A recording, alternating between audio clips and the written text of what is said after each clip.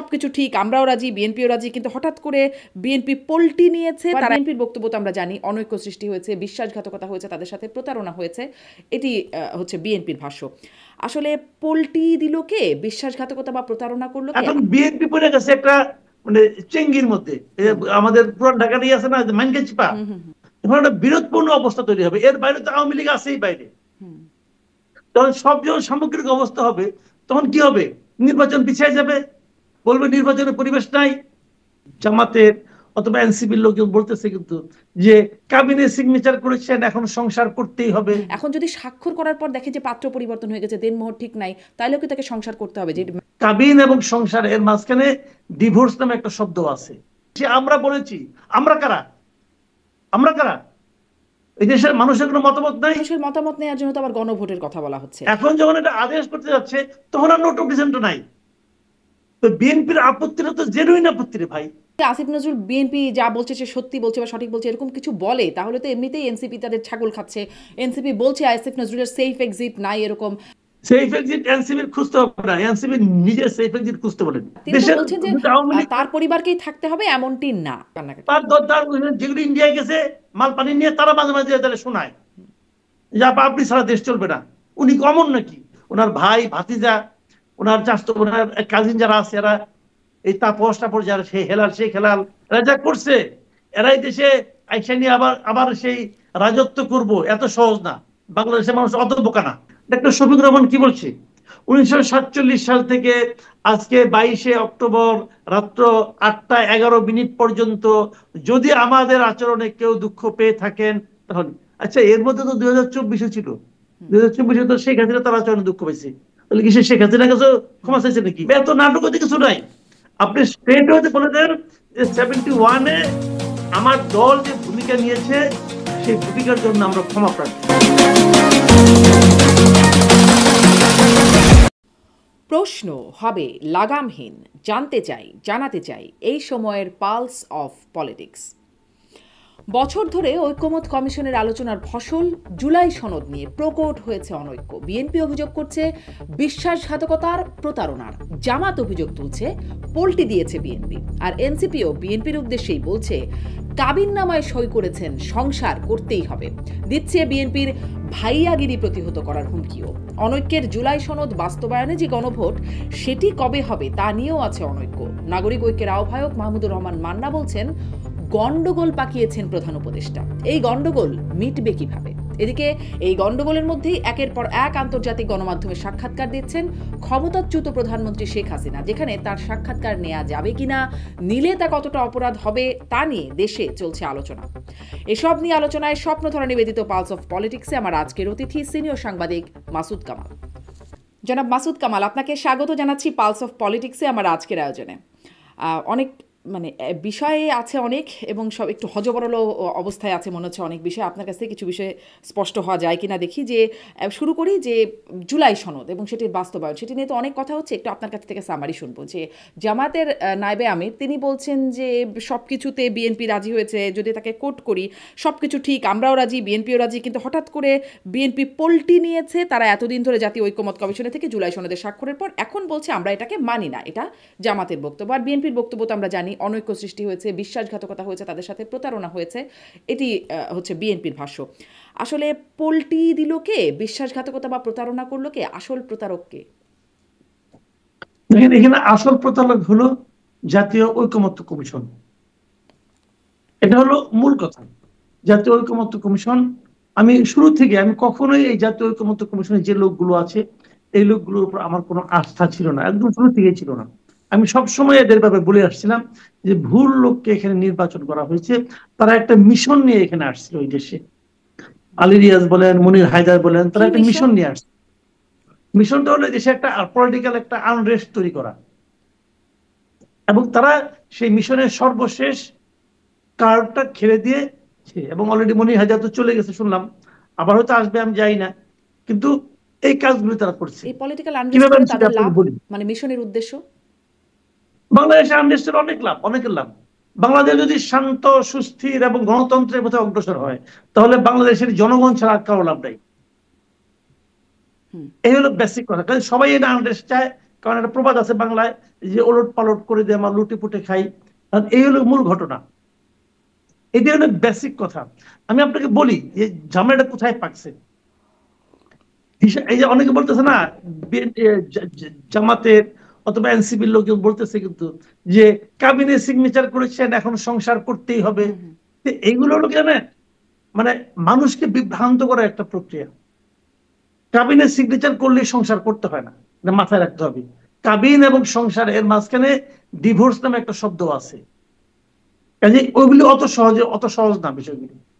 বিষয়টা কি হয়েছে, তারা ঐকমত্য কমিশনের সনদে জুলাই সনদে সিগনেচার করেছে, ঠিক আছে। এখন এটা কিন্তু দুইটা পার্ট, এক হলো জুলাই সনদ, আর এক হলো জুলাই সনদ বাস্তবায়নের আদেশ। জুলাই সনদটা কিভাবে বাস্তবায়ন হবে তার একটা আদেশ। আপনি আদেশটা কিভাবে দিবেন, আদেশটা কিভাবে বাস্তবায়ন করবেন, অনেকগুলি বাস্তবায়নের প্রস্তাব ছিল। আমি একটু সময় নিচ্ছি ডিটেলটা বলার জন্য আর কি। অনেকগুলি প্রস্তাব আসছে যে এটা আগামীতে যে সংসদ বসবে সেই সংসদে যারা নাকি এমপি হবে তারাই বাস্তবায়ন করবে, সবগুলি না, কিছু কিছু তো এখনই রাষ্ট্রপতির অধ্যাদেশের মাধ্যমে করা যাবে যেগুলো আইন আছে। আর যেগুলোর জন্য প্রায় 48টার মতো আছে, যেগুলোর জন্য আপনার ই করতে হবে, আপনার কি বলে সংসদের সংবিধান সংশোধন করতে হবে। এই ছিল মূলত। এখন সংবিধান সংশোধন এগুলো সংসদে পাশ করাতে হবে 2/3 মেজরিটির মাধ্যমে। ওকে, এখন এটি কিভাবে হবে? বিএনপি বলতেছে যারা নতুন সংসদে আসবে তারা করবে, কিন্তু তাদের এই কথার উপর অনেকে বিশ্বাস রাখে না, বলে না এটা এখনই করতে হবে, এখনই তোমাকে এটা নিয়ে মানে অঙ্গীকার করতে হবে। অঙ্গীকার করছি কিন্তু ওটা তো হবে না। তখন তারা বললো যে আমরা একটা আদেশ তৈরি করবো যে প্রধান উপদেষ্টা দেবে, এবং সেটার মাধ্যমে আমরা বলবো যে এটা বাস্তবায়ন করতে হবে এবং বাস্তবায়নের পদক্ষেপগুলি কি হবে। একটা এই যে যারা এমপি হবে তারা এটা বাস্তবায়নের জন্য একটা হবে পরিষদ হবে, সেই পরিষদের মেম্বার হবে, তারা এটাকে সবগুলি এই জুলাই সনদে যা যা আছে সবগুলি তারা বাস্তবায়ন করবে। এবং যদি তারা 270 দিনের মধ্যে বাস্তবায়ন করতে না পারে তাহলে অটোমেটিক বাস্তবায়িত হয়েছে বলে গণ্য হবে। মানে বিষয়টা কি, বিষয়টা হলো সারা দেশে যে 300 লোক নির্বাচিত হয়ে আসবে তাদের উপর কারো কোনো আস্থা নাই। তারা কি করবে না করবে এটা কোনো ব্যাপার না, ব্যাপার হলো আমি বলেছি, আমরা বলেছি। আমরা কারা? আমরা কারা? এই দেশের মানুষের কোনো মতামত নাই? বললো আমরা 30টা দল করেছি, এই 30টা দলকে দেশের সমস্ত মানুষকে রিপ্রেজেন্ট করে। দেশের মানুষের মতামত নেওয়ার জন্য তো আবার গণভোটের কথা বলা হচ্ছে।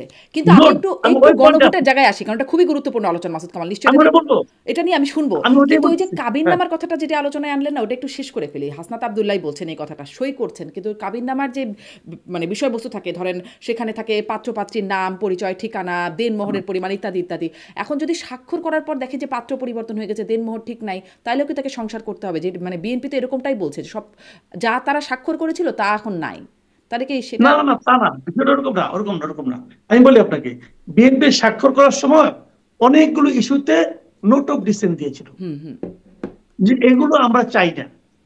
এখন প্রশ্ন হলো যখন আপনি আদেশটা করছেন বাস্তবায়নের জন্য, তখন সেখান থেকে নোট অফ ডিসেন্ট গুলো তুলে ফেলানো হয়েছে।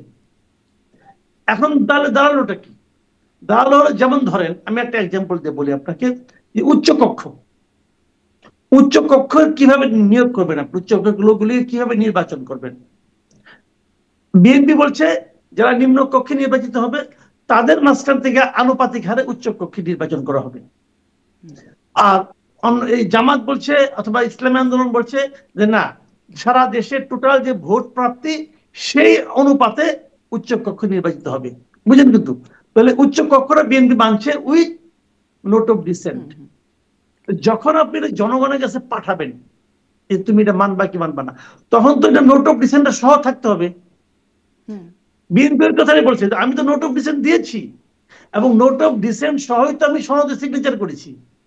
সনদে তো তারা সিগনেচার করছে, নোট অফ ডিসেন্ট ছিল। এখন যখন এটা আদেশ করতে যাচ্ছে তখন আর নোট অফ ডিসেন্ট নাই। তো বিএনপির আপত্তিটা তো জেনুইন আপত্তি রে ভাই, তার তো জেনুইন আপত্তি। এটা আপনি রাখেন নাই কেন? রাখেন নাই কে? রাখে নাই হলো এই কমিশন, ঐকমত্য কমিশন। তাহলে ঐকমত্য কমিশন এরকম, ঐকমত্য কমিশনের প্রধান তো হচ্ছে ডক্টর ইউনূস, অতএব সরকারি, আসলে এটি সরকারেরই আরেক রূপ বা সরকারি না, সরকার বলবো না, এটা সরকার না। ডক্টর ইউনূস প্রধান, কিন্তু এর বাইরে যারা আছে তারা তো বিভিন্ন জায়গাতে নিয়ে আসছে তাদেরকে। তাদের যদিও একটা করে পজিশন দেওয়া হয়েছে, একটা পদ দেওয়া হয়েছে, কিন্তু তারা তো বিভিন্ন জায়গা থেকে আনছে। এরা তো এটাকে ভুল ইচ্ছে করে যেটা ভুলটা করছেই কেউ না কেন সেটা বলি, এর পিছনে একটা বিরাট রাজনীতি আছে। আমি আপনার এরপর নিশ্চয়ই আপনি টানবেন এই আপনার এই মানে গণভোট প্রসঙ্গটা আসবে পরে। আমি তার আগে এই রাজনীতিটা বলে নিই আপনাকে। বিরাট রাজনীতিটা হলো এখন বিএনপি পড়ে গেছে একটা মানে চেঙ্গির মধ্যে, আমাদের পুরান ঢাকা নিয়ে আছে না মানকে চিপা মধ্যে পড়ে গেছে। কিভাবে পড়ে গেছে, এখন বিএনপি যখন বলতেছে এটা আমরা স্বাক্ষর করবো না, তখন তারা বলতেছে কেন আপনি সিগনেচার করছেন, স্বাক্ষর করতে হবে, এখন আপনাকে মানতে হবে। কারণ বিএনপি বলছে তোমরা যেটা বলতেছো যে আদেশটা, এটা তো আমি করি নাই, আমি তো এটা আমার তো নোট অফ ডিসেন্ট ছিল, নোট অফ ডিসেন্ট এখন কোথায় গেল, ওইটা কিন্তু আর বলে না। বিএনপি যে কেন আপত্তি করতেছে এটা কিন্তু কেউ বলে না। তারা বলতেছে তুমি ওইটা করো নাই কেন, তাহলে তুমি চাও না, তাহলে তুমি চাও না। এখন এটা হলো একটা উদ্ভট একটা ব্যাপার। এখানে আমাদের এখানে এই ধরনের অনেক রকম কথাবার্তা কিন্তু চলবে। কারণ বিএনপি যে চায়, বুঝছো, যে তুমি চাও তাহলে মানো। ভাই আমি তো নোট অফ ডিসেন্সিও বলেছিলাম, এই হলো ক্যারিকেচারটা। এখানে বেসিক্যালি এই কাজটা করা হয়েছে বিএনপি কে পলিটিক্যালি কর্নার করার জন্য। বিএনপি এখন বুঝতে পারছে জিনিসটা, বিএনপিরও সমস্যা তাহলে আছে। কি বিএনপি কে কর্নার করা কি ঐকমত্য কমিশনের মানে উদ্দেশ্য? না, তাহলে কর্নার করা হলে এখন এই চান্সটা নিচ্ছে জামাত এবং অন্যান্যরা। ঐক্যমত কমিশনের উদ্দেশ্য হলো, ঐক্যমত কমিশন জানে যে একটা বড় দলকে ছোট দল দিয়ে কর্নার করা যায় না, ঝামেলা আছে কিন্তু। তাহলে কি হবে, এখন এরা চাবে কর্নার করতে, ও চাবে কর্নার না হতে, একটা বিরোধ তৈরি হবে, এখন একটা বিরোধপূর্ণ অবস্থা তৈরি হবে। এর বাইরে তো আওয়ামী লীগ আছেই বাইরে। তখন সব যখন সামগ্রিক অবস্থা হবে, তখন কি হবে, নির্বাচন পিছিয়ে যাবে, বলবে নির্বাচনের পরিবেশ নাই। তো এই জিনিসটা ঐক্যমত্য কমিশনের কিন্তু কোনো সমাধান আকাঙ্ক্ষা ছিল না, তাদের আকাঙ্ক্ষা ছিল এটা যে আমি এমন কিছু একটা করবো যেটা নিয়ে সবাই উত্তেজিত হয়ে যাবে, সবাই বলবে যে এটা আমার পক্ষে কোনো, ওর পক্ষে কোনো, এটা আওলা বাজানো। কিন্তু আমি এই ক্ষেত্রে ঐক্যমত্য কমিশনের নিয়ত খারাপ ছিল, আমি বলবো নিয়ত খারাপ ছিল। মাহমুদুর রহমান মান্নার বক্তব্য দেখছিলাম যে প্রধান উপদেষ্টা একটা গন্ডগোল পাকিয়ে দিয়েছেন সংস্কার করতে গিয়ে, তিনি প্রধান উপদেষ্টার কথা বলছেন। মানে এই গন্ডগোলটা আমি যদি এভাবে করে একটু প্রশ্নটা করি, মানে একটু আগের থেকে প্রশ্ন করি, যদি শুরু থেকে দেখি একদম ডক্টর ইউনূস এবং তার সরকারকে সব দল নির্বিশেষে এক বাক্যে সমর্থন দিল। তারপরে দেখলাম কিছুদিন পরে বিএনপি বলে আমাকে গুরুত্ব দিচ্ছে না, আমরা চাইলেও সাক্ষাৎ করতে পারছি না, এরকম একটা অবস্থানে গেল এবং খুব জামাত এর দিকে ঝুঁকে আছে সরকার, এরকম একটা অভিযোগ জামাত এনসিপির দিকে আছে, এরকম একটা বিষয় হলো। তখন একটু এরকমও দেখছিলাম বিএনপি আন্দোলনে যাওয়ার একটা হুমকি বার্তা দিচ্ছিল, 3 উপদেষ্টার পদত্যাগের কথা বললো। তারপর হঠাৎ করে লন্ডন বৈঠক হলো, উল্টে গেল পরিস্থিতি। তখন আবার জামাত বলতে থাকলো, এনসিপি বলতে থাকলো যে বিএনপির দিকে ঝুঁকে পড়েছে, আর বিএনপি তখন একরকম সব কিছুতেই মানি, আস্থায় পরিচয়। এমনকি প্রধান উপদেষ্টার মধ্যে শহীদ প্রেসিডেন্ট জিয়াউর রহমানকেও দেখতে পেলেন তারা, এই একটা অবস্থা চলে গেল। এখন আবার ঐক্যমত কমিশনের এটা শেষে আবার দেখা যাচ্ছে উল্টে গেল পরিস্থিতি। মানে এরকম কদিন পর পর গণেশ উল্টাচ্ছে কেন? না, এটা কিন্তু সম্পূর্ণ পলিটিক্যাল ব্যাপার না, এই পুরো জিনিসটা হলো ডক্টর ইউনূসের সমস্যা। ডক্টর ইউনূস মোটেই পলিটিক্যাল লোক না, এবং পলিটিক্যাল পার্টিগুলোকে কিভাবে হ্যান্ডেল করতে হবে উনি সেটা জানেন না, ওনার সেই যোগ্যতা আল্লাহ দেয় নাই। অথচ উনি একটা এমন একটা পোস্টে আসছেন যে পোস্টের দায়িত্ব হলো, মূল কাজ হলো পলিটিক্যাল পার্টিগুলোকে হ্যান্ডেল করা। যে কারণে উনি সিরিয়াস টাইপের লোক না রে ভাই।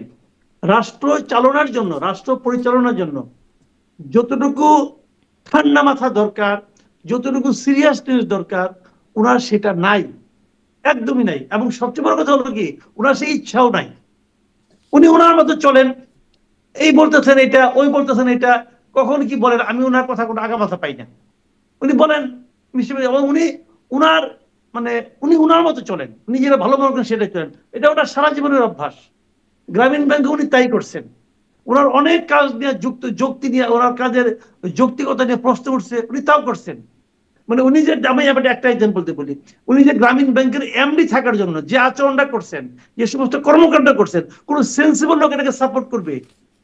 অন্যান্য মামলাগুলিতে তাকে শেখ হাসিনা হয়তো হয়রানি করছে মানলাম, কিন্তু গ্রামীণ ব্যাংকের এমডি উনি কি থাকতে পারেন 71 বছর বয়সে? ওনারই দেওয়া গঠনতন্ত্র, ওনারই দেওয়া থাকতে পারেন। কখন পারেন? যদি উনি মনে করেন আমি গ্রামীণ ব্যাংকের মালিক। তাহলে উনি তো গ্রামীণ ব্যাংকের মালিক না, উনি এমডি ছিলেন, বেতনভুক্ত এমডি। তিনি তো পদ ছাড়তে চান নাই, এই কোর্টে গেছেন, ওই হায়ার কোর্টে গেছেন, সুপ্রিম কোর্টে গেছেন, শেষ পর্যন্ত উনি ব্যর্থ হয়েছেন। তাহলে গ্রামীণ ব্যাংকের এমডি থাকতেই যদি এত কিছু করতে পারেন, তাহলে এখন তো জাতিসংঘ মহাসচিব হওয়ার শর্ট লিস্টের মধ্যে দেখা যাচ্ছে তার নামও আছে, তাহলে সেটার জন্য আবার কি তিনি বিশেষ কিছু করবেন? ওইটা হইলে পরে ভালো, ওটা যদি হয় তাহলে আমরা বরং উনি যার সঙ্গে যাবেন আমরা বরং বেঁচে যাবো। যে ঠিক আছে ভাই গেছে, কারণ উনি তো জগদ্দল পাথরের মতো আছেন। কারণ ওনার দেখেন, ওনার একদিকে ইমেজ আছে, কিন্তু ওনার সেই ইমেজের যে প্রয়োগটা আমাদের জন্য, আমরা কি ভেবেছিলাম, আমরা আন্তর্জাতিক খ্যাতি সম্পন্ন লোক নিয়ে আসছি যে নাকি সারা দুনিয়াতে 3-0 বাস্তবায়ন করতে চায়। উনি আসলে পরে দুনিয়ার সমস্ত ডলার টলার সব আমাদের এখানে এসে পড়বে, একদম ইয়ের মতো শিলা বৃষ্টির মতো ডলার পড়তে থাকবে। উনি আসলে পরে এখানে উনি বলতেন না পৃথিবীর কাছে আমরা যাবো, কোনো পৃথিবী আমাদের কাছে আসবে। আসছে পৃথিবী? পৃথিবী আসছে? পৃথিবী আসে নাই। উনি যান পৃথিবীতে, পৃথিবীর সঙ্গে দেখা করে না। ইংল্যান্ডে তো গেছিলেন, ইংল্যান্ডের প্রাইম মিনিস্টারের সঙ্গে দেখা করছে? দেখা তো করে নাই। ইংল্যান্ড, ইতালি, কাতার এবং কাতারের আমিরও তার শেখ তার সাথে দেখা করে নাই, কেউ দেখা করে নাই। আর ওনার কাছে কেউ আসছে? আসে নাই। এগুলি যে বলছেন না উনি, উনি সবসময় বলেন, ওনার স্টাইলটাই। ওনাকে আমি বলি উনি হলেন কথার ফেরিওয়ালা। উনি কথা দিয়ে সবাইকে বোঝানোর চেষ্টা করেন যে অমুক তমুক করে ফেলেছি। আসলে ভাই ওটা এক সময় ছিল যখন আপনি কেবল নোবেল লরিয়েট ছিলেন, তখন আপনি বলতেন, লোকে মুগ্ধ হয়ে শুনতো, শুনে টুনে নিয়ে করতো। এখন তো এই অবস্থা নাই, রাষ্ট্র ক্ষমতায় আসছেন। আপনি আমাকে বলে একটা কথা বলে শেষ করে ওনার সম্পর্কে। এই যে ওনার 3-0 প্রকল্প, এইটা আইডিয়াটা 3-0 কি আছে? জিরো প্রভার্টি, তাই না? Zero unemployment and zero carbon emission. এই তো জিনিসটা খেয়াল করেন কিন্তু। আচ্ছা আপনি আমাকে বলেন, যদি জিরো প্রভার্টি হয় তাহলে জিরো আনএমপ্লয়মেন্টের কি দরকার ভাই? যদি একই জিনিস, এটা সমার্থক মানলাম, তারপরে নিশ্চয়ই কিছু একটা পার্থক্য আছে। উনি বলছেন যেহেতু জ্ঞানী লোক, মানলাম। উনি সারা দুনিয়া এটা বলে বেড়েছেন কেন? মানে সারা দুনিয়ার যারা শাসক আছেন তাদেরকে উনি প্রভাবিত করার চেষ্টা করছেন যে আপনি এমন কিছু নিয়ম নীতি বানান যাতে নাকি আপনার দেশে এবং আপনার আশেপাশের দেশে জিরো প্রভার্টি হয়, জিরো আনএমপ্লয়মেন্ট হয় এবং জিরো কার্বন এমিশন হয়। ঠিক আছে, মানলাম। উনি তো 1 বছর ধরে একটা দেশের রাষ্ট্র ক্ষমতায় আছেন, উনি কি এখন সেটা করতে পারছেন? আমি একটা সিম্পল উদাহরণ দিয়ে বলি, প্রতিদিন এখানে আনএমপ্লয়মেন্টের জন্য আন্দোলন হচ্ছে। চাকরির বয়স 35 করতে হবে, এই দাবিতে আমি দেখলাম প্রেস ক্লাবের সামনে একটা গ্রুপ 42 দিন অবস্থান নিছে। পুলিশ তাদের লাঠি খেদাইছে, সেই ছবিও দেখছি। ওরা কি চাকরি চাইছে? চায় নাই। ওরা চাকরিতে প্রতিযোগিতা করার সুযোগটা চেয়েছে। আপনি তো জিরো আনএমপ্লয়মেন্টের জন্য কোনো পদক্ষেপ নেন নাই ভাই, তাহলে আপনি এগুলি বলেন কেন? ওই যে বললাম, উনি হলো কথার ফেরিওয়ালা। উনি বেসিক্যালি কথার ফেরিওয়ালা, আর কিচ্ছু না, যে কথার কোনো মূল্য নাই। তো যাও, মানে 3-0 আমাদের সাথে যদি আরো জিরো যাওয়া যায় তাহলে তো আরো ভালো হয়। ধরেন জিরো করাপশন দিলাম, হ্যাঁ আরো কয়েকটা জিরো দিয়ে দিলাম, যেগুলো নেতিবাচক সব জিরো দিয়ে দিলাম, তাহলে তো আরো নতুন থিওরিও আবিষ্কার হতে পারে। যাই হোক, উনি নিশ্চয়ই আসলে এটা ভালো বুঝবেন, আমাদের চেয়ে অনেক বোধ সম্পন্ন মানুষ উনি। আসি এবার ওই যে তাহলে যে গন্ডগোলটা যেটি মাহমুদুর রহমান মান্না বলছেন যে, এবং সেটি আসলে সবাই আপনারাও পর্যালোচনায় বলছেন যে গন্ডগোল বা জট তো একটা পেকেই গেছে। আসিফ নজরুল মাননীয় আইন উপদেষ্টা তিনি বলছেন যে রাজনৈতিক দলগুলোর উদ্দেশ্যে বলছেন, আপনারা যদি এরকম ভূমিকা নেন তাহলে সরকার কি করবে? আমরা ঠিক বুঝতে পারছি না। এতদিন আলোচনার পর আপনারা যদি ঐক্যমতে না আসেন তাহলে আমরা সত্যি কি করব? মানে হায়াল্লা আমরা কি করব? আসিফ নজরুলের যে একটা স্টাইল আছেন সেরকম একটা জায়গায় এসে পড়ছে কিনা এখন। আসলে আমরা হায়াল্লা কি করব? এই গন্ডগোল থেকে কে ছুটাবে আমাদেরকে, আর কিভাবে এই গন্ডগোলটা ছুটবে? দেখেন, আমি এই ধরনের মন্তব্যটা যারা আসিফ নজরুলের কাছ থেকে আশা করিনি। সত্যি কথা বলতে গেলে আমি ওনাকে বেশ সেন্সিবল লোক মনে করতাম। উনি যে কথাটা বললেন, বলার আগে ওনার উচিত ছিল যে বিএনপির আপত্তির জায়গাটা কি সেটা কাগজ কলমে দেখা। বিএনপি যে আপত্তিটা করেছে এটা যদি কাগজ কলমে দেখতেন, মিলিয়ে দেখতেন যে ওরা কি বলেছে, সেটা শুনে আপনি বলেন। আপনি এটা না দেখা দেখছেন কিনা আমি জানি না, দেখলে তো ওনার বোঝার কথা। উনি তো যথেষ্ট জ্ঞানী লোক, আমি ওনাকে পার্সোনালি খুব পছন্দ করি, উনি যথেষ্ট জ্ঞানী লোক। কিন্তু উনি কেন এই কথাটা বললেন ভাই, আমার কাছে আমি হিসাবে মিলে না আমার। বিএনপির, শুনেন ভাই, আমি নিজে বিএনপি করি না, কিন্তু বিএনপি যে দাবিটা আমার কাছে ভ্যালিড মনে হচ্ছে। বিএনপির যে আপত্তিটা এটা ভ্যালিড আপত্তি। বিএনপির সঙ্গে তো মাহমুদুর রহমান মান্না বলতেছে, জুনায়েদ সাকি বলতেছে, এরা সবাই কিছুই বোঝে না। এটা আসিফ নজরুল বলতে পারলেন? এটা কি পলিটিক্যাল পার্টির ঝগড়া? না, এটা পলিটিক্যাল পার্টির ঝগড়া না। এখন যদি আসিফ নজরুল বিএনপি যা বলছে সে সত্যি বলছে বা সঠিক বলছে এরকম কিছু বলে, তাহলে তো এমনিতেই এনসিপি তাদের ছাগল খাচ্ছে। এনসিপি বলছে আসিফ নজরুলের সেফ এক্সিট নাই, এরকম একটা অবস্থা। এরকম কথা যদি বলে ফেলেন তাহলে তো তিনি আরো বিপাকে পড়বেন না, যেমন মাহফুজ পড়েছেন। সেফ এক্সিট এনসিপির খুঁজতে হবে না, এনসিপি নিজে সেফ এক্সিট খুঁজতে বলেন। দুনিয়াটা তো সহজ না ভাই, অন্য সেফ এক্সিট এনসিপি কে ভাবতে হবে না, তাদের সেফ এক্সিট খুঁজতে বলে না। আচ্ছা, কি করছেন না করছেন এটা হিসাব করেন, গত 1-1.5 বছরে আপনারা কি করছেন ওইটাও হিসাব হবে, ওইটা একটু খুঁজে দেখেন কি অবস্থায় আছেন আপনারা। এখন মানে সেফ এক্সিট এখন বর্তমানেই যেমন আছে সেখান থেকেই তাদের ক্ষমতা বা তাদের মানে তাদের সক্ষমতার জায়গাটা যে আমি আপনার কাছ থেকে জিজ্ঞাসা করি। নাসিরুদ্দিন পাটোয়ারি বলছেন যে এই যে বিএনপির যে নোট অফ ডিসেন্ট এটিকে তিনি বলছেন নোট অফ চিটিং, এবং তিনি বলছেন যে ভাইয়াগিরি করার জন্য নতুন বাংলাদেশে এমনটি করতে দেওয়া হবে না, মানে বিএনপি এই নোট অফ চিটিং দিয়েছে ভাইয়াগিরি করার জন্য নতুন বাংলাদেশে এমনটি করতে দেওয়া হবে না। ঐকমত্য কমিশনে বিএনপি কিছু করতে চাইলে তরুণরা প্রতিহত করবে। আর তার আগেই কিন্তু সালাউদ্দিন আহমেদের বক্তব্যের প্রেক্ষিতে তিনি বলছিলেন বেশি হাসি আসলে আমাদের কাছে আসবেন, কান্না ছুটিয়ে দেবো। মানে এনসিপির কি কান্না ছুটিয়ে দেওয়া বা প্রতিহত করে ফেলবে বিএনপিকে এরকম সক্ষমতা এনসিপি রাখে? না, তাদের সেই সক্ষমতা নাই। আমি একটা এক্সাম্পল দিয়ে বলি, ওনারা বলেন না কিছু হলে খালি তরুণদের অজুহাত দেন, যে তরুণদের নিয়ে, ইয়াংদের নিয়ে, স্টুডেন্টদের নিয়ে আমরা হ্যান করব ত্যান করব। ভাই আপনাদের সঙ্গে স্টুডেন্টরা আছে, আছে। এই যে ডাকসু জাকসু রাকসু চাকসু মানে আপনার 4টা ইউনিভার্সিটি যে ছাত্র সংসদ নির্বাচন হলো, একটাতেও এনসিপির যে ছাত্র সংগঠন আছে কেউ বিজয়ী হয়েছে? বাদ দেন বিজয়ী হওয়া, একটাতেও তারা প্রতিদ্বন্দ্বিতা করতে পারছে, সেকেন্ড পজিশনে আসতে পারছে কোন একটা ইউনিভার্সিটিতে কোন একটা পোস্টে? পারছে ভাই। এদেশের তরুণ সমাজ আপনাদেরকে প্রত্যাখ্যান করেছে। এই তথ্যটা যত দ্রুত আপনারা আপনাদের মগজের মধ্যে নিতে পারবেন, তত কিন্তু মনে করেন যাদেরকে আপনারা গ্রহণ করেছে কোথায় আসবেন। তারা যদি তাদের সাথে থাকে, আমি বলছি শিবির জামাতের কথা বলছি, যে তারাও তো একই রকম দাবি কথা বলছে, তারা যদি সাথে থাকে তাহলে কি প্রতিহত করতে পারবে বা ওই যে কান্না ছুটানোর মতো সক্ষমতা তারা রাখবে? তারা, হ্যাঁ, তারা যদি সঙ্গে থাকে তাহলে তারা আওয়াজ তুলতে পারবে, এর চেয়ে বেশি কিছু না ভাই। শুনেন, বিষয়টা হলো কি, এনসিপির যতগুলি সফল প্রোগ্রাম আছে বাংলাদেশে, যতগুলো, তার সঙ্গে সবসময় সে দুইটা শক্তি পাশে পাইছে, একটা হলো জামাত শিবির, একটা হলো সরকার। এর মধ্যে যদি সরকার তার সঙ্গে না থাকে তাহলে ভাই এরা নো হয়। আমরা কিন্তু নিশ্চিত থাকেন ভাই, আমরা তো মাঠে ঘাটে যাই, তাই না? আমরা তো মাঠে ঘাটে যাই, দেখি তো অনেক জেলা পর্যায়ে এনসিপির কিছুই নেই, কেউ ছিলেন এনসিপির পাবলিক।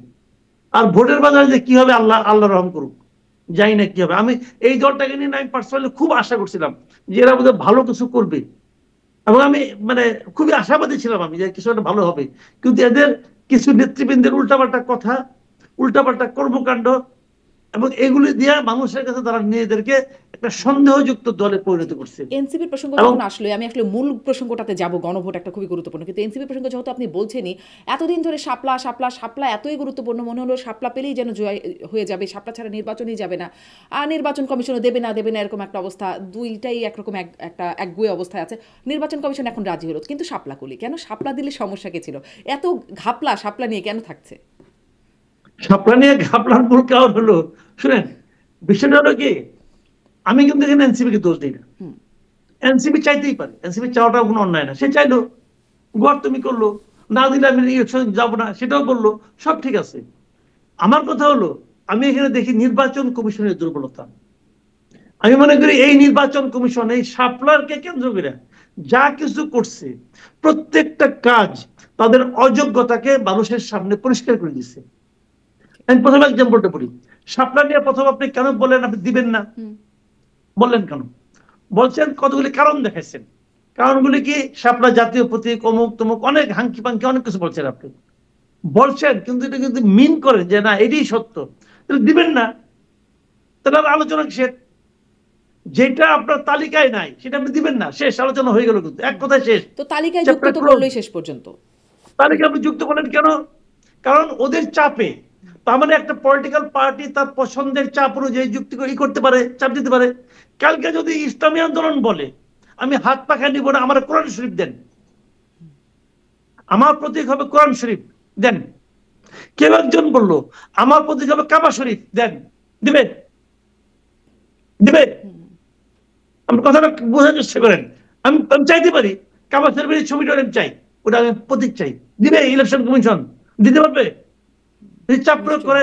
কাজেই কোন প্রতীক আপনি চান, নিয়মটা কি ভাই? এর পর্যন্ত জীবনে কোনোদিন শুনি নাই যে একটা পলিটিক্যাল পার্টির দাবির কারণে প্রতীক চেঞ্জ হয়, প্রতীক অন্তর্ভুক্ত হয়। আমি জীবনে শুনি, এই প্রথম শুনছি। কেন? তাহলে তাহলে জিনিসটা কি দাঁড়ালো? এই পলিটিক্যাল পার্টি অনেক পাওয়ারফুল, অথবা এই পলিটিক্যাল পার্টির পেছনে গভর্নমেন্ট আছে, হয়তো গভর্নমেন্ট তাকে ফোন করছে, গভর্নমেন্ট তাকে চাপ দিছে। যদি গভর্নমেন্টের ফোনে সে যদি তার সিদ্ধান্ত চেঞ্জ করে, এটাও তো তার অযোগ্যতা। একটা সাংবিধানিক প্রতিষ্ঠান হিসেবে যদি সে প্রধান উপদেষ্টার ফোন পাইয়া অথবা অন্য কোনো উপদেষ্টার ফোন পাইয়া যদি সে তার সিদ্ধান্ত থেকে সরে আসে, তাহলে বুঝতে হবে যখন প্রকৃত ইলেকশনটার সামনে আসবে তখনও তো ফোন আসতে পারে, তখনও তো চাপ আসতে পারে। তখন এই ইলেকশন কমিশন কি করবে? কিছুই করতে পারবে না।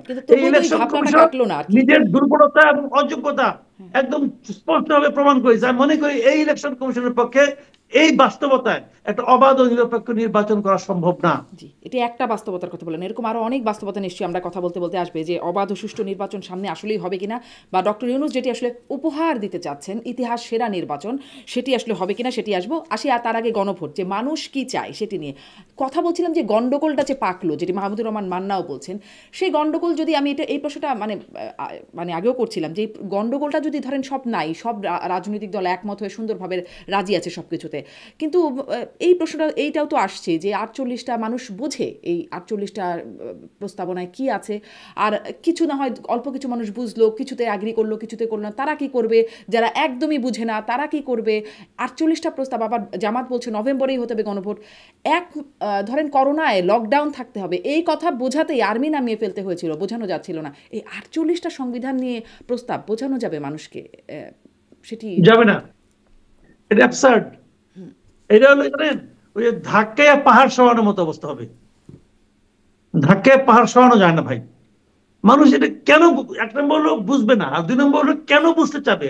মানুষের কি ঠেকা পড়ছে যে নিজের কষ্টের টাকায় ভাত খাইয়া তরকারি খাইয়া এটা বুঝতে হবে তাকে? এটা কি তার পরীক্ষা আসবে নাকি? পরীক্ষায় আসলে মানুষ পড়ে না।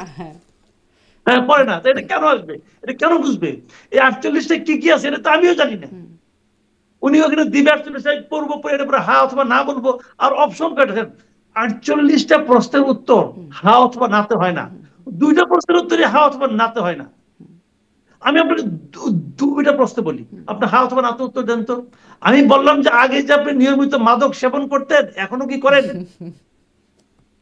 এটা হ্যাঁ অথবা নাতে উত্তর দেন, পারবেন? জি, যেটাই বলে সমস্যা। পারবেন না তো ভাই, 2টা নিয়ে উত্তর দিতে পারেন না, আর 48টা প্রশ্ন আপনি হ্যাঁ অথবা নাতে দিবেন। এটা হয় রে ভাই? এটা কি হয় নাকি? আপনার রেফারেন্ডাম হয় একটা ইস্যুতে, একটা ইস্যু। যেমন ব্রেক্সিটে হয়েছিল, আপনি কি ইউরোপের সঙ্গে থাকবেন না থাকবেন না, সিম্পল। কিন্তু অত আলাপ তো নাই আর ভাই। তো এখন আপনি একটা ইস্যু আনেন, তো কোনো একটা ওরা বলতেছে হ্যাঁ আমরা একটা ইস্যু আনছি, আপনি কি জুলাই সনদ মানেন কি মানেন না? তো জুলাই সনদ তো 48টার সমাহার, ওটা একটা প্যাকেজ। তো ওই প্যাকেজ তো হয় না। তো তারা করছে ওই যে এটা বলে সোনার পাথর বাটি আর কি, বানাচ্ছে একটা অসম্ভব জিনিসকে নিয়ে। তারপরে আপনি এটা আনবেন, আনার পরে এখন প্রস্তাবটা কি? এটা আগে হইতে হবে। আগে যদি হয়, আমি আপনাকে বাংলাদেশের রেফারেন্ডামের ইতিহাসটা আপনি জানেন, তবু আমি একটু মনে করে দিই। বাংলাদেশে এই যাবৎকালে রেফারেন্ডাম হচ্ছে 3টা। একটা 77-এ জিয়াউর রহমান সাহেব করছিলেন, ওখানে 2টা প্রশ্ন ছিল, যে আপনি কি জিয়াউর রহমান সাহেবকে প্রেসিডেন্ট হিসেবে চান, এবং আপনি কি তার 19 দফা চান কিনা। দ্বিতীয়বার হয়েছিল 85-এ, তখনও ছিল 2টা প্রশ্ন। একটা হলো যে এরশাদ সাহেব যে এখন উন্নয়ন কর্মসূচি নিয়েছেন, এটার জন্য আপনি এরশাদ সাহেবকে প্রেসিডেন্ট হিসেবে চান কিনা, এবং আগামী নির্বাচন না হওয়া পর্যন্ত আপনি এরশাদ সাহেবকে প্রেসিডেন্ট হিসেবে চান কিনা। এই যে প্রশ্ন ছিল। কারণ আগামী নির্বাচন কবে হবে তা কিন্তু বলে নাই। আগামী নির্বাচন 10 বছর পরে হইতে পারে, ততদিন মধ্যে এরশাদ থাকবে। ওইটাতেও কিন্তু ভোট পড়ছে, একটাতে পড়ছে 98%, 98.7%, একটা পড়ছে 94% প্লাস, এরকম পড়ছে। এত ভোট পড়ছে কিন্তু। থার্ড হয়েছে যেটা, সেটা হলো আপনার 91-এ, এটা শাহাবুদ্দিন সাহেব তখন প্রেসিডেন্ট ছিলেন। ওইটাতে আপনার প্রশ্নটা ছিল কি, যে প্রেসিডেন্সিয়াল সিস্টেম থেকে যে আপনার পার্লামেন্টারি সিস্টেমে গভর্নমেন্টে শিফট করবেন, তার জন্য একটা তারা সংশোধনী আনছে পার্লামেন্টে। ওটা শাহাবুদ্দিন সাহেব প্রশ্ন করেছেন যে এই সংশোধনীতে রাষ্ট্রপতি শাহাবুদ্দিন সাহেব সিগনেচার করবেন কি করবেন না। That was the question. খেয়াল করেন কিন্তু পাবলিক কি বুঝবে এটা? ওটা লেগছে যে সংবিধানের অততম সংশোধনীতে রাষ্ট্রপতিকে সিগনেচার করবেন, তা হ্যাঁ অথবা না। জানেন ভোট পড়ছিল কত? কত? ওখানে ভোট কাস্ট হয়েছিল 34.9%, মানে 35%। যদি 35% আমি ধরি, তাহলে 65% লোক কিন্তু ওই রেফারেন্ডামে অংশই নেয় নাই। তাদের ওই হা অথবা না দেওয়ার কোনো আগ্রহ ছিল না। তো যদি 65% লোককে আপনি মানে তার মধ্যে আগ্রহ সৃষ্টি করতে না পারেন, কারণ ওইটাই ছিল জেনুইন রেফারেন্ডাম। আগের দিনে তো এরশাদ এবং জিয়া সাহেব নিজের মতো করে বানাই নিচ্ছে, ভোট বেশি দেখাই দাও, কিন্তু এটা তো সভাপতি সব দেখায় নাই। তো জেনুইন ভোট বলতে এটাই হয়েছিল, 35% ভোট কাস্ট হয়েছে। আর এইবার যদি হয়, কেন হয় না শুনেন, কেন হয় না ভোট? হয় না এই কারণে, আপনি হয় না হলো বাংলাদেশের ভোটিং প্যাটার্নটা কি? আমাদের ভোটিং প্যাটার্ন হলো যারা প্রার্থী থাকে তারা কিন্তু ভোটারদেরকে নিয়ে আসে, কেন্দ্রে আসতে বাধ্য করে, কেন্দ্রে আসতে উৎসাহ দেয়। যখন রেফারেন্ডামটা হয় তখন কে পক্ষে কে বিপক্ষে, কেউ তো অত পরিশ্রম করে আনবে না। হ্যাঁ, একদমই। যারা যেমন পার্টিদের স্বতঃস্ফূর্তভাবে হচ্ছে আসবে, ইশতেহার থাকে, ইশতেহার দেখে তো আসলে মানুষ সবাই খুব গুটি কয়েক হয়তো ভোট দেয়, মানুষ তো আসলে প্রার্থী দেখেই রাইট, ভোট দেয়। হ্যাঁ, হ্যাঁ। তো তো এখানে প্রার্থীরা নিয়ে আসে। তো এখানে কি হয়েছে এবার, এবার যখন আপনি এই রেফারেন্ডামটা করবেন, তখন যদি ভোট যদি 30% পড়ে, তাহলে কিন্তু এক ধরনের নৈতিক পরাজয় আপনার এমনি হয়ে গেল, যে 70% লোক এই রেফারেন্ডামের ব্যাপারে কোনো আগ্রহই নাই। আর তারপর এইটা জামাত কেন বুঝে না আমার কাছে ক্লিয়ার না, বুঝছেন? বুঝে না মানে কি, যদি আপনি নভেম্বরে রেফারেন্ডাম করতে চান, তাহলে বিএনপি কি এতে রাজি হবে? না, তা তো হবে না তো। হার্ড লাইনে আছে। তারপরে যদি বিএনপি রাজি হয়, আমি তো মনে করি বিএনপি রাজি হওয়া উচিত। যদি বিএনপি রাজি হয়ে যায়, তাহলে বিএনপি যে এটা চাপে পড়ে যে রাজি হলো, বিএনপি লোকজনকে হা ভোট দিবে? যদি না ভোট দেয়, বিএনপি তো যদি আওয়ামী ইতিমধ্যেই লীগের না লোক ভোটের না ক্যাম্পেইন ভোট দেয়, করছে। বিএনপি মানে সামাজিক যোগাযোগ মাধ্যমে না ক্যাম্পেইন করছে। আর আওয়ামী লীগ তো আরো কোনোভাবেই এই চলতেছে। জুলাই সনদের পক্ষে থাকবার কথা না, এটা একদম মানে এখন জলবৎতরবৎ। যদি আপনার না ভোট হয়, যদি না জয়যুক্ত হয়, দেখেন এই যে জাতীয় ঐক্যমত্য কমিশনের 84টা পয়েন্ট, অমুক পয়েন্ট তমুক পয়েন্ট করছে, এখানে কিন্তু কিছু কিছু ভালো জিনিসও আছে। নিশ্চয়ই। সবই যে খারাপ তা কিন্তু না, অনেক ভালো জিনিস আছে। কারণ যেগুলি ভালো আছে যদি না হয়ে যায়, তো সবই যে বাতিল হয়ে গেল। তাহলে এতদিন ধরে যে দেখছেন এত টাকা খরচ করলেন, প্রতিটা মিটিং এ যে 5 স্টার হোটেল থেকে নাস্তা পানি এনে খাওয়াইতেন, বা এই টাকাটা কার? আমার আপনার টাকা, তো পাবলিকের টাকা, পাবলিক মানি। আপনি যে পাবলিক মানি অপচয় করছেন, এর জন্য কে জবাবদিহি করবে? নেটটা দল কি? নেটটা দল একটা ঘোড়ার ডিম। তো এই তো হচ্ছে। জি, এবং সেই ঘোড়ার ডিম আবার সামনে নির্বাচনের উপরও প্রভাব ফেলার একটা মানে একটা চোখ রাঙাচ্ছে সেই ঘোড়ার ডিমও। মানে বিএনপি যে সেই কবে থেকে নির্বাচনের জন্য মানে পিঠে ছালা বেঁধে থাকে, যাই বলুক সে মেনে নেয়, এরকম একটা অবস্থা। এখন সেই নির্বাচনটা তারা মানে হবে তো, মনে হয় যে এই ঘোড়ার ডিম যখন সামনে আমি এখনো যন্ত্রণা দিচ্ছে। বিশ্বাস করি, আমি এখনো বিশ্বাস করি ফেব্রুয়ারিতে নির্বাচন হবে। আমি মনে করি, আমি মনে করি এই যে জামাত এখন যেগুলি বলতেছে বিএনপির বিরুদ্ধে, এটা হলো জামাত জাস্ট মাঠ গরম করতেছে, এবং জামাত তার মানে পাবলিকের কাছে সে যাওয়ার চেষ্টা করতেছে এবং বিএনপি কে ডিফেন্ড করার চেষ্টা করতেছে। কিন্তু নির্বাচন ফেব্রুয়ারিতে হবে, এবং সেই নির্বাচনে যাওয়ার জন্য বিএনপি জামায়াত সবাই উন্মুখ হয়ে আছে, তারা নির্বাচনে যাবে। আপনি গ্রামাঞ্চলে যাই দেখেন, এখন জামাত কিন্তু মানে পুরো দমে তাদের নির্বাচনী প্রচারণা চলছে। তারা ফজরের নামাজ পড়েই কিন্তু নির্বাচনী প্রচারণা শুরু করে দেয়, এবং নির্বাচনী প্রচারণা সারা দেশে চলছে, এবং নির্বাচন ফেব্রুয়ারিতে হবে। এর আগে যা কিছু দেখতেছেন, এই সবই হলো যার যার মাঠ গরম করা। এবং এই যে মাঠ গরম করার পাশাপাশি এটা কোন পর্যায়ে যাবে জানি, এটাকে আবার ইস্যু করে কেউ অন্য কেউ চলে আসে কিনা তা আমি বলতে পারবো না। এই যে ইস্যুটা তৈরি করার জন্য, ইস্যুটা কিন্তু বানিয়ে দিয়ে গেছে আবার ঐক্যমত্য কমিশন। ইস্যু করে অন্য কেউ চলে আসে কাজে মানে অন্য কে? এটার মানে যা বলছি ওইটুকুই, ওইটুকুই বুঝে নেন। হ্যাঁ, মানে অন্য কে চলে আসতে পারে সেটি আর বলবেন না। ওই সবাই বুঝতে পারছে, আপনিও বুঝতে পারছেন, হয়তো আমার যে বেশি কথা বলে লাভ কি ভাই? কি ভাসুরের নাম যে মুখে নেওয়া যাবে না? আচ্ছা, তাহলে ভাষণটা কি কে জানে, ভাষণও হইতে পারে, অন্য কিছু হইতে পারে। আচ্ছা, আমার তো আর ভাষণ নাই। আসি একটু যে যখন দেশে এরকম একদল আরেক দলকে প্রতারক, বিশ্বাসঘাতক বা পল্টিবাজ এরকম আখ্যায়িত করছে, আবার এই আলোচনা হচ্ছে, আমি আলোচনায় আনতে চাচ্ছি সাবেক প্রধানমন্ত্রীর সাক্ষাৎকারের বিষয়টি।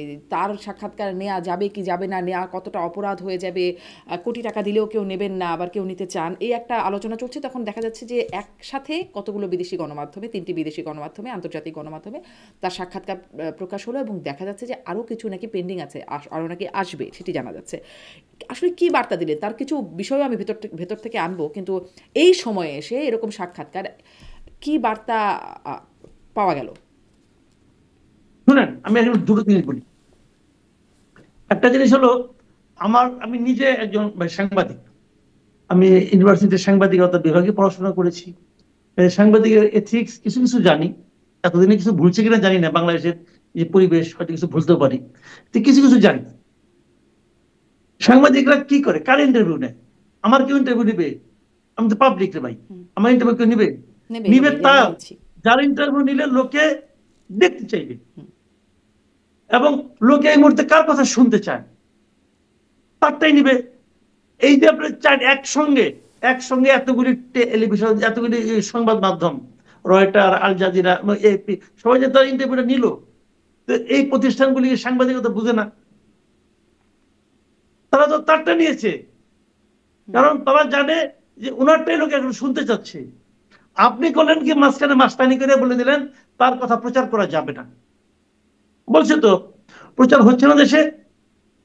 এই 5টা 6টা মিডিয়ার ইন্টারভিউকে অনুবাদ করে বড় ছাপে নাই, আরো অনেক মিডিয়া ছাপছে কেন? তার মানে তারা কেন ছাপলো, এটা বুঝান আপনি আমাদের। তারা ছাপছিল এই কারণে যে তারা মনে করে তাদের যারা রিডার আছে তারা এই ইন্টারভিউটা পড়বে। তাহলে কাজে তাদের, এখন আপনি এটাকে বন্ধ করছিলেন কেন? আপনি কেন বলছিলেন যে তার কথাগুলি প্রচার করা যাবে না? যদি আপনি প্রচার যারা করলো তাদেরকে আপনি জিজ্ঞাসা করছেন যে তোমরা কেন প্রচার করলা? জিজ্ঞাসা করে নাই তো। তাহলে কি হলো? তাহলে হলো যে আপনি এমন একজন লোক যিনি আইন বানান অথবা আইন জারি করেন না বুঝে। আপনি বোঝেন না যে কোনটা এই যে নিষেধাজ্ঞা নাকি পালন করা সম্ভব না এবং কেউ পালন করবে না, সেই নিষেধাজ্ঞা আপনি দেন কেন? আপনি দিচ্ছেন। এই সরকার এইগুলি সরকার এই সমস্ত বালখিল্যতা আছে আমি বলে মনে করি। কত বড় অযোগ্য তার প্রমাণ হলে এখানে পেয়েছি আমরা। আরেকটা কথা বলি আপনাকে, যে কথা নাকি ইদানিং নিয়ে খুব আলোচনা হচ্ছে। কেউ বলেছে আমি ওনারটা নেব, জেলে যেতে হলেও নেব, এটা খালেদ মহিউদ্দিন বলেছেন। আরেকজন বলেছে, কাজী জেসির বলেছে কি যে 20 টাকা দিলেও আমি নেব না। হতে পারে, দেখেন এগুলো হলো যার যার ব্যাপার, এগুলো হলো যার যার ব্যাপার। উনি নেবেন না, ওনার 20 টাকার দরকার নাই, কিন্তু ওনাকে কেউ 20 টাকা কেউ সাধছে, ভাই সাধলাম নেন, তা তো না। উনি কথা বলেছেন যে আমি 20 টাকা দিলেও নেবো না, আর উনি বলছেন আমি নেব। এই দুটো নিয়ে অনেক আলোচনা হচ্ছে, কিন্তু কিন্তু আমার কথা হলো কি যে সাংবাদিক হিসেবে যদি আপনি সাংবাদিকতা করেন, আমি যদি দেখেন ভারতের চম্বলে একসময় কিন্তু অনেক বড় বড় ডাকাত ছিল। ওই ডাকাতদের ইন্টারভিউ কিন্তু অনেক লোক টাকা ছাড়াই গেছে, যে নিয়ে আসছে, জীবনে রিস্ক ছিল তবু যে নিয়ে আসছে। কেউ নিছে? তারা মনে করেছে যে এই ইন্টারভিউটা আমার রিডারের জন্য দরকার, সে কিন্তু লাইফ রিস্ক নিয়ে আসছে ভাই। এটাই সাংবাদিকতা। খালেদ মহিউদ্দিন যে কথাটা বলেছেন এটাই সাংবাদিকতা। আর কাজী জেসির যেটা বলছেন ওটাকে আমি অন্তত সাপোর্ট করি না। সাংবাদিক কি দেখেন?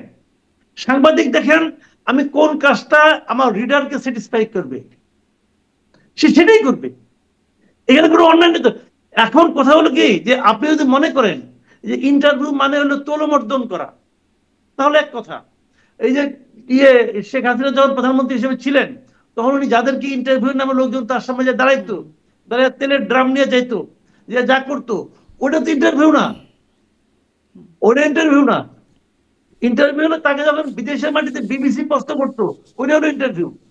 তো ওই ইন্টারভিউ নিলে পরে পাবলিক খুশি হবে, পাবলিক জানতে চাইবে যে এই প্রশ্নটা সে করতে পারছে, সে এটা করছে, এটা ভালো ইন্টারভিউ। এবং আমি তো মনে করি খালেদ মহিউদ্দিন ইন্টারভিউ নিলে এটা একটা ভালো ইন্টারভিউ হবে।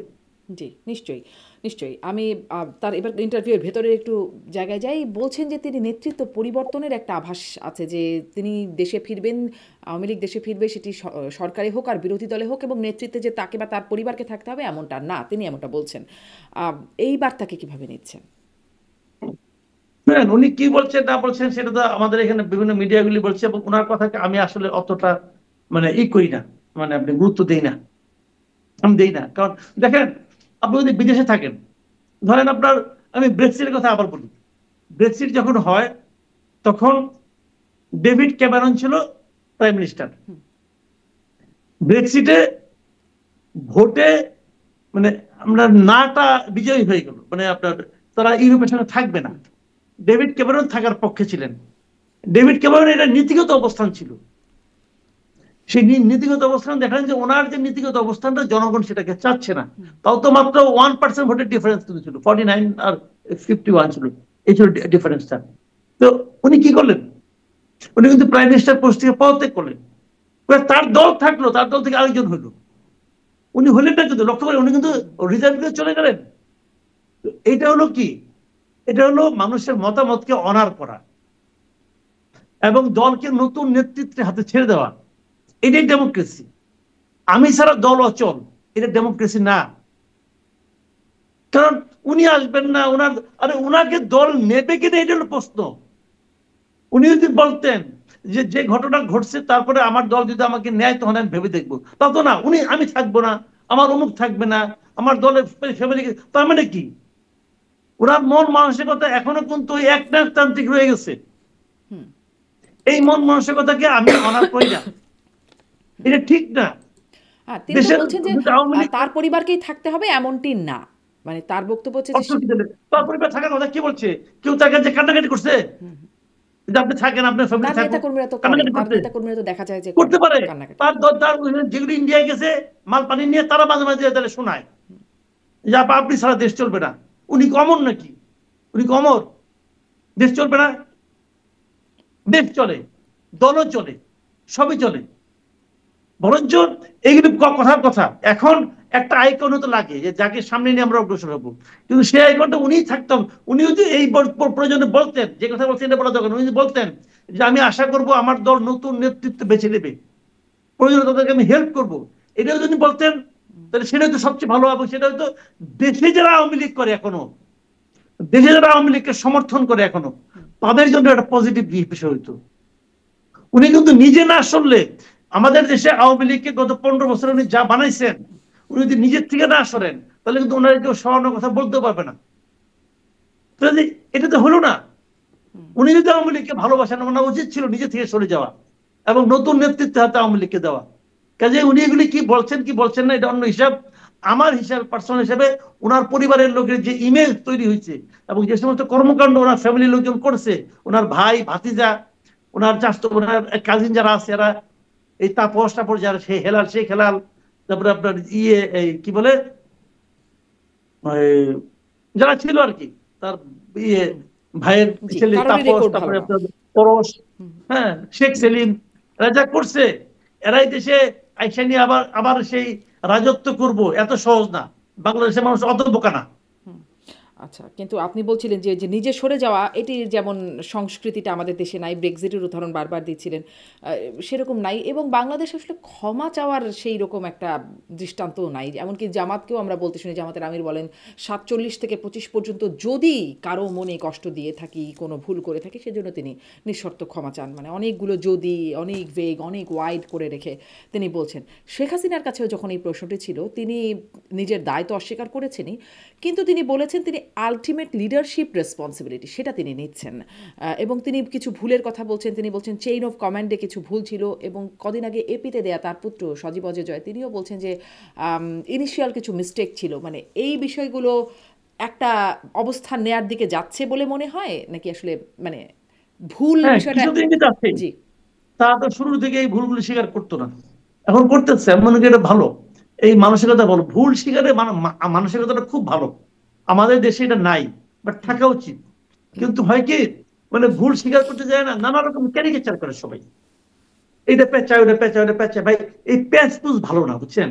পেঁচাতে গেলে না ওই সুতার মধ্যে নিজেরও মানে পা হাত আটকে যায়। আমি একটা এক্সাম্পল দিয়ে বলি আপনাকে। ডক্টর শফিকুর রহমান কি বলছে, 1947 সাল থেকে আজকে 22শে অক্টোবর রাত্র 8টা 11 মিনিট পর্যন্ত যদি আমাদের আচরণে কেউ দুঃখ পেয়ে থাকেন তাহলে, আচ্ছা, এর মধ্যে তো 2024 ছিল, 2024 তো শেখ হাসিনা তার আচরণে দুঃখ পেয়েছে, তাহলে কি সে শেখ হাসিনার কাছে ক্ষমা চাইছে নাকি? চাইছে? এইগুলি ভাই বুঝলাম না। এগুলো কি একটা জিনিসকে ঢাকার জন্য অনেক নাটক করে, এত নাটক হতে কিছু নাই।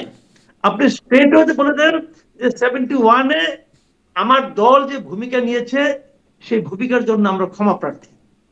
সিম্পল। তারা আপনি বললে হবে না, আপনি কে, আপনি বললে হবে না, আপনার দল একটা রেজলিউশন নেই, যে দল হিসাবে আমরা যা করেছি এটা ঠিক করিনি, এই জন্য জাতির কাছে আমরা ক্ষমা প্রার্থী। এটা বললে পর আপনাদের মান সম্মান যাবে না। আপনারা তো অনেক কিছুই করতেছেন, মানে ভোট পাওয়ার জন্য তো পাগল হয়ে গেছেন। পাগল হইতে হইতে বলে দিয়েছেন যে মেয়েদের জন্য আপনার কর্মঘন্টা 5 ঘন্টা করবেন, এটা তো বলছেন। আপনার কাছে কেউ চাইছে? বাংলাদেশে কোনো মেয়ে আপনার কাছে বলছে যে আমরা আমাদের কর্মঘন্টা কবে 5 ঘন্টা করেন? কেউ তো চায় নাই। তা আপনি এটা দেওয়ার জন্য পাগল হয়ে গেছেন কেন? তার মানে আপনি আপাতত 8-এর থেকে 5-এ আসছেন, পরে এক সময় ধীরে ধীরে 5-এর থেকে এটা শূন্যতে নিয়ে যাবেন। বলতে মেয়েদের কোনো কাজকর্ম করার দরকার নাই, ঘরে বই থাকো ভাই, এইগুলি মানুষ বুঝে। এই ৫ এত ঘন্টাতেও রাজনীতি তো করা আসলে ঠিক না। এটা আমাদের নিজেদের মানে কর্ম অভিজ্ঞতা থেকে বলি, অনেকেই মাতৃত্বকালীন ছুটি দিতে হয় বলেই মেয়েদেরকে অনেকে চাকরিতে নিতে চায় না, যে অনেকে চাকরি বেসরকারি দেয় না অনেক তো, চাকরিতে। যখন জানবে একটা অনেকে চাকরি মেয়েকে দেয় ৫ না। ঘন্টা কাজ করবে, তখন তাকে কেন নেবে একজন এমপ্লয়ার, যে আমি একটা পুরুষকে নেব, সে অন্তত ৮ ঘন্টা কাজ করবে, বেশি সার্ভিস পাবো, তাই নয় কি? এবং তারপরে শুনেন ভাই, এগুলি মন পৌঁছলে তো অনেক খারাপ। সেটাই। মানে এটাও কি জানেন, তার হচ্ছে বড় কথা, কোন নারী কি আপনার কাছে বলেছে, কেউ কি দাবি করেছে আপনার কাছে যে আমাদের কর্মঘন্টা কমান, আমি পারি না 8 ঘন্টা করতে? কে বলছে? কেউ তো বলে নাই। তো আপনি নিজের থেকে এগুলি বললে তার মানে কি সে ভোটের জন্য পাগল হয়ে গেছে, ভাই আমাদের ভোট দাও, আমাদের ভোট দাও, এইগুলি বোগাস। জি, আপনি ওই যে নির্বাচন নিয়ে কয়েকটা জায়গায় প্রশ্নের আছে, গণভোট ইত্যাদি আরো অনেক কিছু বিষয়ে চোখ রাঙাচ্ছে, নির্বাচনের উপর একটা শঙ্কার কারণ তৈরি করছে কিনা সেই প্রশ্নটা করছিলাম। তার সাথে সাথে এটাও একটু যুক্ত করি যে শেখ হাসিনা বলেছেন তার ভোটারদেরকে বা সমর্থকদেরকে, আওয়ামী লীগের সমর্থকদেরকে ভোট বয়কট করতে। এখন আমি এই প্রশ্নটা করছিলাম একজন আওয়ামী লীগ নেতাকে, যে শুধু বয়কট নাকি বানচালও হবে আর কি। সেটি এখনো পর্যন্ত তাদের সিদ্ধান্তের মধ্যে নাই বলে তিনি জানাচ্ছিলেন। কি মনে হয় বয়কটের ইম্প্যাক্টটা কেমন হবে, প্রভাব কেমন হবে? না, শেখ হাসিনা তো বানচালের কথা বলে নাই। না, বয়কটের কথা বলেছে। হ্যাঁ, আচ্ছা। তো এখানে আমি মনে করি এই সিদ্ধান্তটা কিন্তু অনেক বড় প্রভাব ফেলবে।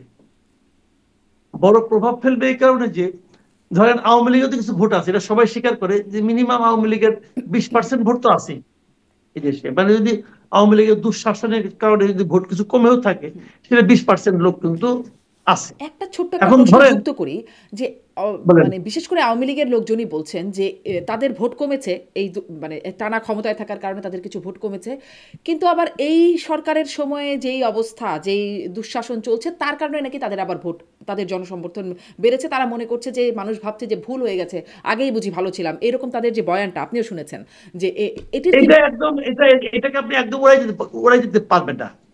এই বয়ানটার পেছনে কিছু ভিত্তি আছে। যাক, আমি তবুও খুব কনজারভেটিভ একটা হিসাব দিচ্ছি। কনজারভেটিভ আমি বলতেছি যে 20% আছে আওয়ামী লীগের ভোট।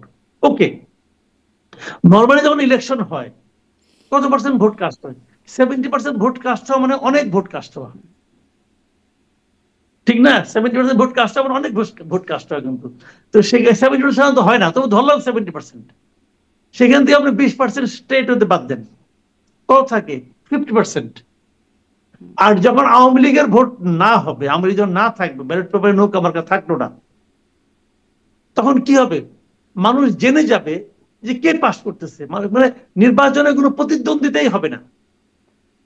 যদি প্রতিদ্বন্দ্বিতা না থাকে, অনেক মানুষ কিন্তু ভোট দিতে এমনিও যাবে না, নিজের দলের লোকই যাবে না, আমার দল তো এমনি পাস করবে। প্রতিদ্বন্দ্বিতা না ভাই, যত খুশি আপনি বলেন, বাংলাদেশে ইলেকশনে প্রতিদ্বন্দ্বিতা হয় আওয়ামী লীগ আর বিএনপি, এটা আমরা অনেকদিন ধরে দেখে আসছি। জামাত এবার ভালো করবে, তার মানে তারা সব সারা দেশে প্রতিদ্বন্দ্বিতা চলে আসবে, এটা আমি মনে করি না। অনেক জায়গায় জামাতের অনেক কম ভোট থাকবে, জামাতে যে ভোট 10%, 15% এরকমই থাকবে। কাজে অত সহজ হবে না।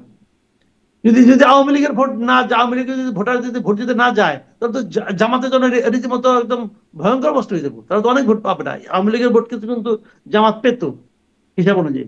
তাহলে এখন তাহলে জিনিসটা দাঁড়াইলো কি?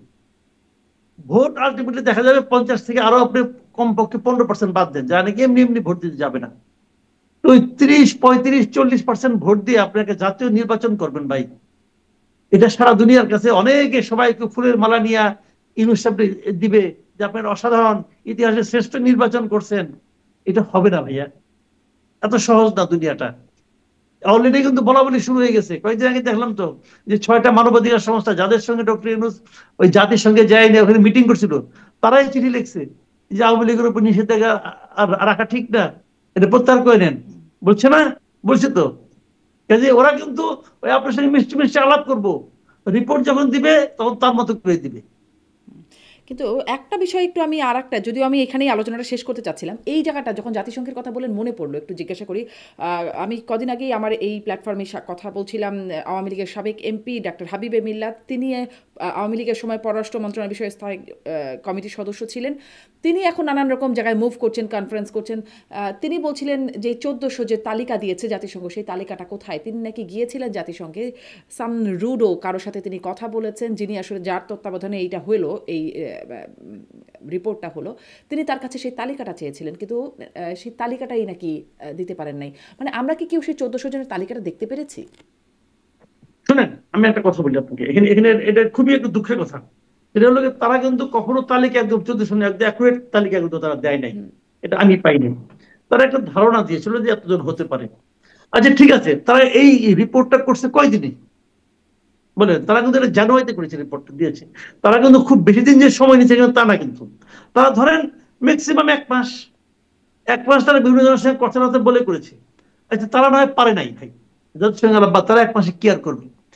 এই দেশের সমস্ত প্রশাসন যন্ত্র হলো আমার সরকারের হাতে। সরকার কি এই 1.5 বছরের তালিকাটা করতে পারছে? পারছে? পারে নাই। আমি আপনাকে আরেকটা কথা বলি, সবচেয়ে এই সংক্রান্ত সবচেয়ে ভালো তালিকা এবং অথেন্টিক তালিকা এই পর্যন্ত যতগুলি আমি দেখেছি, সেটা করেছিল জামাতে ইসলাম। জামাতে ইসলাম এই যারা নিহত হয়েছে তাদের তালিকা করছে এবং এটা এখনো চলমান আছে। এর মধ্যে তারা এটা নিয়ে 12টা বই বের করছে এবং বেশ মোটা মোটা বই, এক একটা বইয়ের 2 কেজি করে হবে। সেই বইয়ে তারা প্রত্যেকটা নিহত ব্যক্তির ছবি, ফ্যামিলির ছবি, তার ন্যাশনাল আইডি কার্ডের ছবি, কোথায় মারা গেছে সেই ঘটনার বর্ণনা, হাসপাতালের সার্টিফিকেট, সমস্ত কিছু আপনি ওটা দেখলে বুঝবেন যে এই লোকটা আসলে কোথায় মানে অত্যন্ত গুরুত্বপূর্ণ একটা কাজ জামাত ইসলাম করছে। যে কাজটা জামাত ইসলামের মতো একটা পলিটিক্যাল পার্টি করতে পারলো, সেই কাজটা সরকার করতে পারে নাই। সেই কাজটা সবচেয়ে বড় বিরোধী দল নিজেদেরকে দাবি করে যে বিএনপি, তারাও করতে পারে নাই। যদি বিএনপি করতে পারতো তাহলে বিএনপি বড় দল, অনেক লোক আছে, তাদেরটা হয়তো আরো ভালো হতো। যদি গভর্নমেন্ট করতো, গভর্নমেন্টের অর্থ, প্রচুর অর্থ আছে, তাহলে গভর্নমেন্টটা আরো ভালো হতো। কিন্তু তারা কেউ করে নাই, জামাত করছে। এর কারণটা কি? এর কারণটা হলো তারা আসলে করতেই চায় না। তারা করতেই চায় না। জামাত করতে চায়, জামাত করেছে। আমি কিন্তু এখানে জামাতকে ধন্যবাদ দেবো, জামাত একটা বেসিক কাজ করছে, এই কাজটা আর কেউ করে নাই। ওদের এখানে লক্ষ্য হলো যে কিভাবে ক্ষমতায় যাওয়া যায়, কিভাবে ক্ষমতায় থাকা যায়, ক্ষমতায় গেলে এবং থাকলে আয় ইনকাম ভালো হয়। জামাতের তালিকায় কতজন আসলে এসেছে, যেটা একদম অথেন্টিক? জামাতের তালিকা প্রথম প্রথম তারা করছে 10টা, 10টায় আছে বোধ হয় 698 জনের মতো, সরি 900 জনের মতো আছে। না না সরি, প্রথমবার 698 জনের মতো আছে। আর পরে আর 2টা বই আছে বাই করছে, সব মিলে বই হলো তাদের 12টায় সব মিলে বোধ হয় আপনার এই 1000 খানেক একটু কম আছে, 800-900 হবে, 800-900 মতো আছে। আমার কাছে এক্সাক্ট ফিগারটা এই মুহূর্তে মনে নাই, আছে আমার কাছে। অনেক ধন্যবাদ জনাব মাসুদ কামাল, অনেকগুলো বিষয় নিয়ে কথা বলার সুযোগ হলো, নিশ্চয়ই সামনেও আপনার সাথে কথা বলার সুযোগ হবে। ধন্যবাদ মাসুদ কামাল যুক্ত হওয়ার জন্য। অনেক ধন্যবাদ। ধন্যবাদ দর্শক সাথে থাকার জন্য।